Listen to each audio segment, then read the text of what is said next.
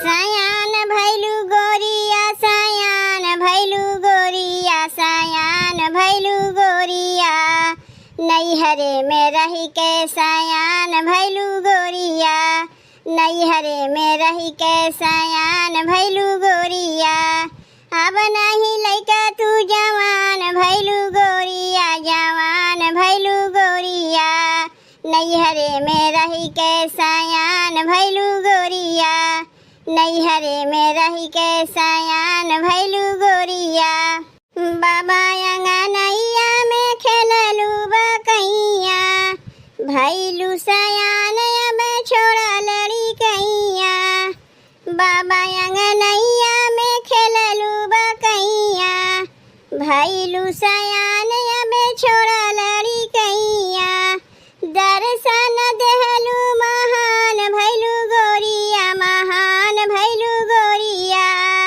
नैहरे में रही के सयान भैलू गोरिया नैहरे में रही के सयान भैलू गोरिया सयान भैलू गोरिया सयान भैलू गोरिया सयान भैलू गोरिया नैहरे में रही के सयान भैलू गोरिया नैहरे में रही के सयान भैलू गोरिया गुण ढंग न सिखलू न बना मैं जनलू खानावा दाब नाही जनलू गोसैया के चरणवा गुण ढंग न सिखलू न बना मैं जनलू खानावा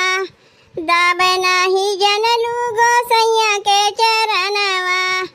अब तू दुइजिया के चाँद भैलू गोरिया अब तू दुइजिया के चाँद भैलू गोरिया तू चाँद भैलू गोरिया नैहरे में रही के सयान भैलू गोरिया नैहरे में रही के सयान भैलू गोरिया सयान भैलू गोरिया सयान भैलू गोरिया सयान भैलू गोरिया नैहरे में रही के सयान भैलू गोरिया नैहरे में रही के सयान भैलू गोरिया अपने बालमुआ के काहे बहकावलू कौन होए बतिया तू घरवा में छिपाइलू अपने बालमुआ के काहे बहकावलू कौन होए बतिया तू घरवा में छुपाइलू घूमी घूमी सजवा बिहान कैलू गोरिया घूमी घूमी सजवा बिहान कैलू गोरिया बिहान कैलू गोरिया नैहरे में रही के सयान भैलू गोरिया नैहरे में रही के सयान भैलू गोरिया सयान भैलू गोरिया सयान भैलू गोरिया सयान भैलू गोरिया